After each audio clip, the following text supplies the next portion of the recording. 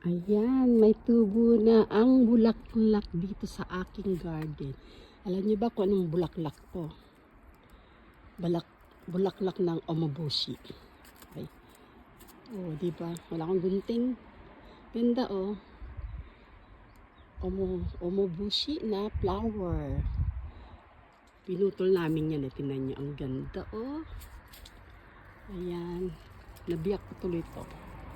Tanggalin ko na. Ibig sabihin yan, sa aming puno yan. Oh, dito ang ganda. Yan ang aking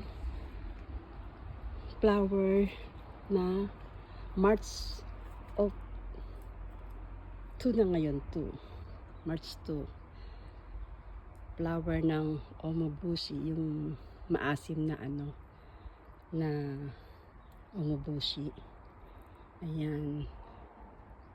Muna siya, bulaklak muna siya, tapos magiging dahon, tapos magiging omobushi. Pinutol namin yan eh. Ayan oh. Ang ganda. Ganda-ganda ng flower. Ayan, pinapagapang ko to. Ayan.